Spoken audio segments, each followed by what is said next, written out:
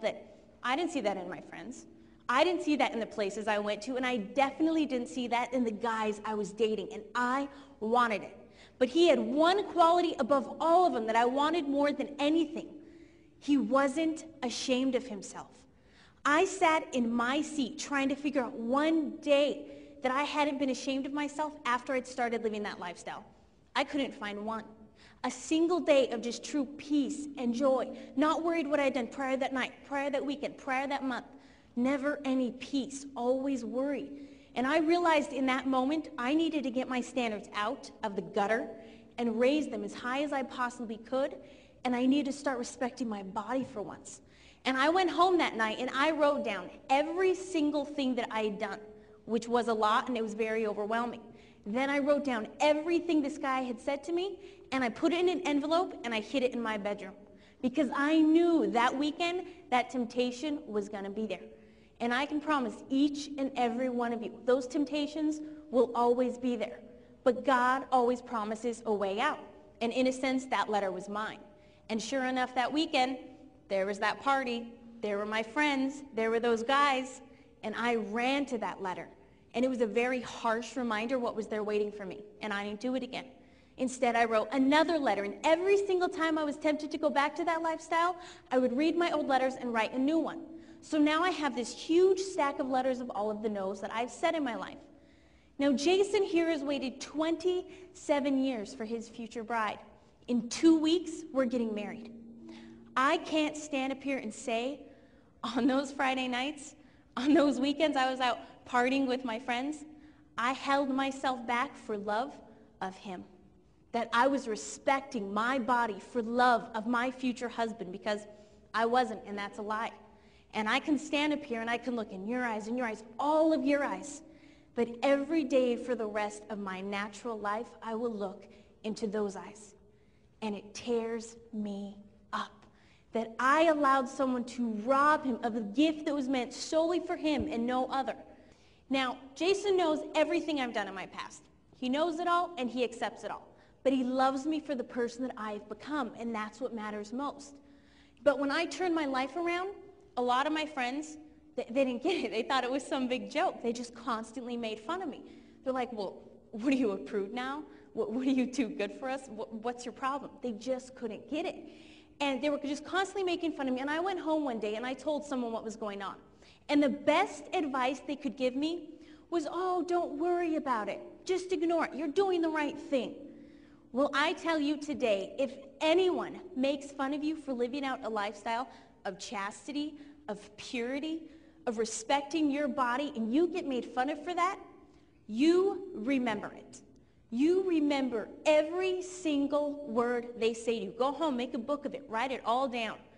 Because when you stand in front of your bride or in front of your husband on your wedding day, you tell me, where is the laughter? Where is the mockery? Who is going to be making fun of you then? Nobody. There will be complete silence in that place on that day. And any of those people that made fun of you would pay $1 million to be in your shoes. And when you stand up there, you will say, I will honor you and I will cherish you all the days of my life.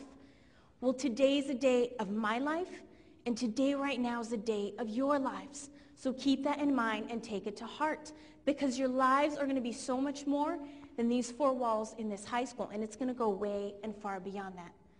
For those of you in the audience that are virgins, I have the utmost respect for you. And I think that is just awesome. And don't ever be ashamed of that, but be proud of that. Because I know plenty of people who would love to trade places with you, and I am one of them. For those of you in the audience that have made past mistakes, I don't care where you've been, I don't care what you've done, because frankly, I've been there and I've done that. And it is never too late to start over.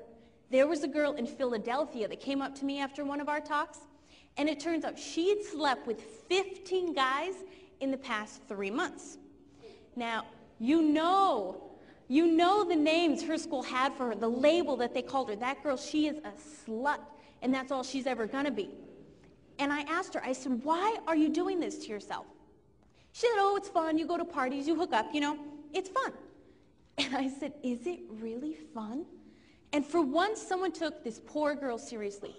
She said, look, no, it's not fun. She goes, my parents are going through a divorce right now. The minute I walk into my home, there's nothing but hurt and hate.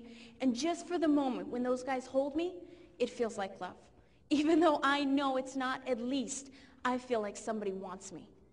That girl is not a slut. She's not a this. She's not a that. She has a heart identical to yours and to mine. And ultimately, all that we want is love. So if it's too late for her to start over, then it's too late for me to start over. And frankly, it is never too late for anyone to start over. I don't care who you are, where you've been, what you've done, it doesn't matter. All that matters now is where you go from here. Now later on in the talk, I'll give you a couple means and ways that you can actually live this lifestyle out. Thank you.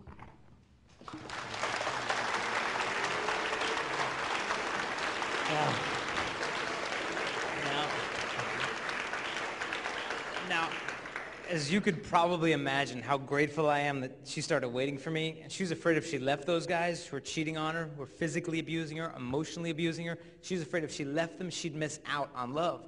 But the only way we would have missed out on love is if she stayed with these guys who loved sex more than they loved her, just staying in these relationships, blindly hoping it's going to improve. But she had that respect to step out. And when I met this girl, she was free. She wasn't just available. She was free, confident, independent, pure, mature, and it was just wildly attractive. And I think with girls, girls long for love. Everyone wants love. But I think sometimes a girl may want love so much, she can shoot herself in the foot. And it happens different ways. Like one way is like if a girl goes from relationship to relationship to relationship and never sits still. My brother and I, when we were kids, we'd play this game called lava, right? You take all the cushions off the couch and you like throw them on the floor and you have to jump from cushion to cushion. You jump on a cushion, you jump on the cat, you jump on a cushion. Yeah, you still play? Okay. You can't step between or like you die. And unfortunately, some girls date like that, where they go from boy to boy to boy to boy to boy. By the time the girl gets to college, she has no clue who she is because she's defined her whole identity by the boy she's been clinging to for emotional security. Maybe she confuses their physical affection with love. Maybe she's looking for love her dad never gave her. But either way, a girl needs to find her independence as a woman by the side of Christ. Then she can receive and give the kind of love that she's been longing for. But the number one way, from a guy's perspective, that girls ruin their chances of getting real intimacy is if a girl thinks that dressing modestly is a joke. I'll admit, I'm a guy. I don't know the pressure you girls are under to look and eat and dress a certain way. I mean, we were watching TV a while back, and a Barbie doll commercial came on. So I was like, dude, I have to get that Barbie. So I went to the store and got the Barbie. Shut up. Yeah, I've got issues. No, this is, I don't remember her name. It was like Botox, collagen, silicone Barbie or something. But, girls are told from the ages of like 3 and up, behold womanhood. You too can be a woman, okay? Just eat 3 croutons a day, all right? You dress like a collection of body parts, and girl, you're going to find love. And so what does every beer commercial, every billboard basically tell women about their bodies? It basically tells girls like, you're too fat. You're too skinny. You're too fat and too skinny. You're a real piece of work. Just constantly, girls are told your body is trash. Hate your body. 5 minutes later, they tell you worship your body. And during that confusion and a girl's sincere desire to find love and be found beautiful, she may look at Cosmo and 17 magazine and thinks, well, that's a cute outfit. Maybe if I dress like that, I'll meet a nice guy and maybe we'll find love.